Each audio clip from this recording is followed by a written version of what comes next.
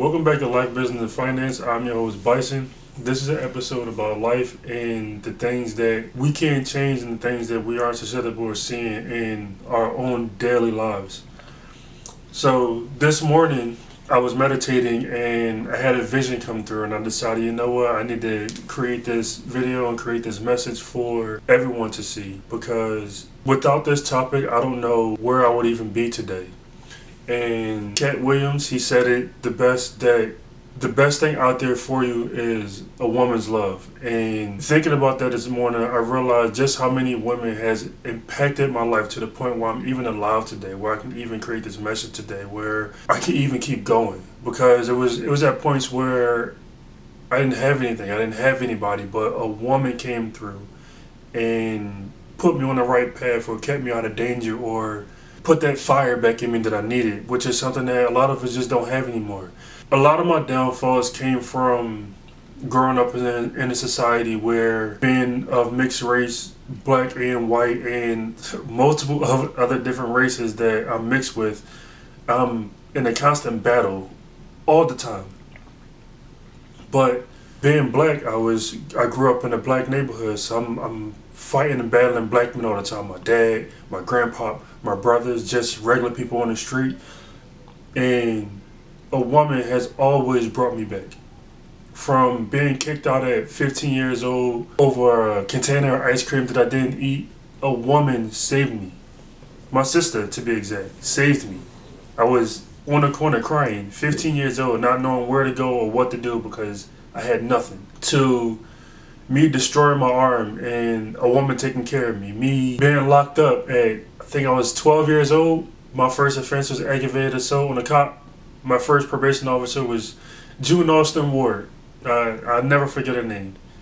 And she has worked with me from a teen until I was able to realize my own wrongdoings. And she saw my path. She saw where I came from. She saw that everything I was dealing with is only from circumstance. She's going to help me in a way where I didn't even know I was going to need the help. Keep me out of placement and put me in situations where I had to do community service, where I met people, where these people that I met, I got my first job that kept me away from the drug game and kept me in school and tried to keep me on the right track. But because my upbringing was so horrible, a lot of it just didn't fit well. I didn't grow up with the mother in the house, so I never knew the actual effects of a woman's love. Only time I felt the effects of a woman's love was once a year when my grandma came home from California for Christmas. And every year I would sit up with my grandma and I would just wrap gifts with her and make breakfast with her and drink coffee with her and do her crossword puzzles before she did it. It was just always fun times. But there are also times in your life where there are people that's there that try to take these things away from you. One of those times I had my kids and I was kicked out of the home by a female family member, and I was homeless with two kids at 19 years old. But those are just the things you had to deal with. You had to deal with who's in your way. You have to deal with having the support that you need, but finding the support on your own. And most of the supports I had came from a woman. Another time I was homeless, a woman saved me. Miss Angela and Christina Lekumchek, they both saved me. It was mainly Christina's say so on the matter, but I was homeless at the time, had nowhere to go. And with them only knowing me from a program, they said yeah. And she's literally been a little sister to me since that time. Another time I was homeless, my grandma saved me. It was embarrassing to tell people that I was homeless at 14, 15 years old. I had nowhere to go. I was sleeping in parks. I was doing things I shouldn't have been doing just to survive. For months I was sleeping on my grandma's porch. They had like this green swing on the porch, and I always slept on that swing. And this is when my grandma actually moved back to Philly. So there's one morning, after being tired from not having anywhere to go, not having any money, any food, just doing what I had to do to survive for months as a teen, I would sleep on her porch and something just said, "Don't get up."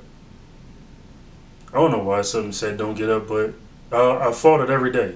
But This morning, something said, don't get up. I knew what time my grandma got up. I knew what time she came out to get her paper. I knew what time she got up to get her coffee, because all those times when she came home on the holidays, and I waited there with her to get her paper, and I waited there for her to make that coffee. I knew what time she got up.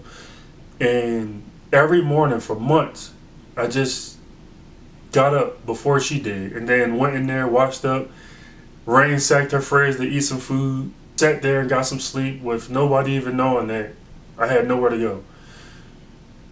So with something telling me not to get up, I didn't get up. She came out there and she caught me. She came out, she saw me, and she just wondered what I was doing out there. She said, what are you doing? I just told her I had nowhere to go. So ever since that time, she's been on me all the time. I literally became my favorite grandchild because I was one of the smartest ones and one of the most capable ones, and just kept getting put in situations that was not in my control. From me being locked up was because the officer that was at this school was talking too close and was spitting in my mouth, and I blacked on him just out of nowhere and ended up in the jail cell. From the kids being dropped off on my step when I came home from school and me not knowing, and I'm blindsided by this situation, and now I'm homeless after I get out of school trying to make my life better. I was supposed to take my GED test, got locked up for something I never did. Even being kicked out from the ice cream. I don't even eat butter pecan ice cream, and that's on a video I'm currently breaking down as well. But I say this to say that women are always there to nurture us, to care for us, to show us that there's a lot of different ways. Like even growing up without a woman in my life, like I always knew the importance of a woman. No matter the age, like my daughter. Me and my daughter had a conversation eating Chinese food, and we opened a fortune cookie. And the conversation me and my daughter was having was fear, because I was scared to start my catering business. And just the conversation with the 6-year-old literally shook my mind for me to start my catering career. And these are the things that I created.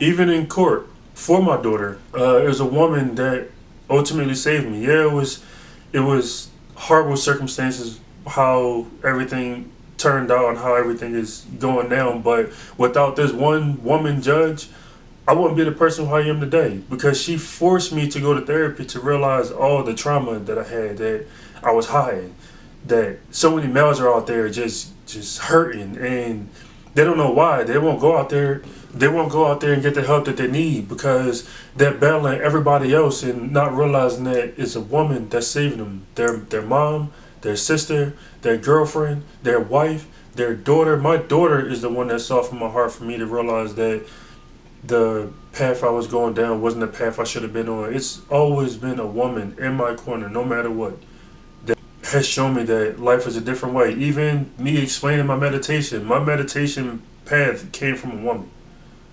Me clearing my mind and me just being a better me, it all came from a woman. It never came from a male. Males show tough love. Males show competition. Males show aggression. A female will help you find that fire so none of those males even matter.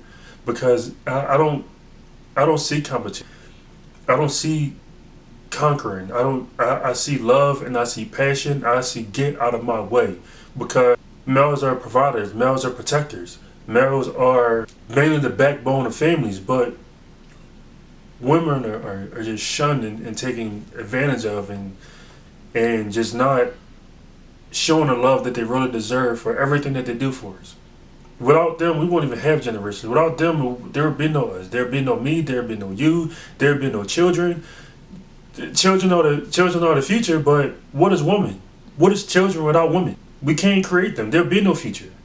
So I wish I actually had a poem of my own. Well, for my last video, I said a poem. I had to read it off my phone because I couldn't remember the words. And this song, if the song was on right now, which I know YouTube would probably take it right down, but if the song was on right now, I could sing this song back to back. But because it's not on right now, I can't get to this exact part that I need to express.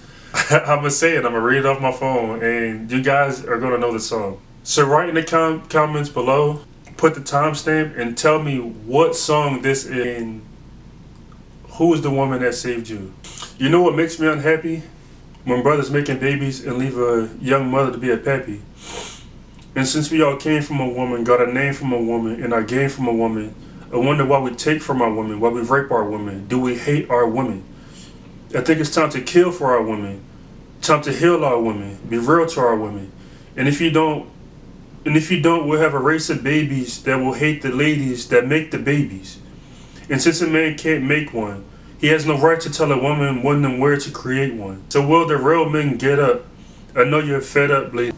I felt like I should share this message because it's the season of love, the season of nurturing, the season of care. Even though Valentine's Day was a massacre day, a lot of people won't know that. But that's the real history of Valentine's Day. It was a massacre day. There's a lot of holidays that I really don't celebrate because just knowing the history behind it, knowing the history behind black women and black men in America, and just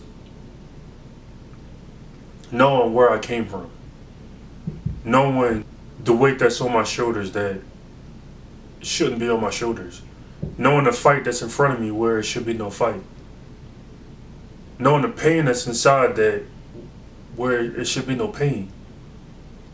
But every time I felt that pain, every time I felt that loss, that unwillingness to go on, there was always a woman that brought me back. And that's the message I want to share with you today. So if you haven't, like, comment, subscribe, and press that bell notification so you can be notified of all my and press that bell notification so you can be notified for all of my so you can be notified for all of my new and upcoming videos. Until next time, guys, thank you.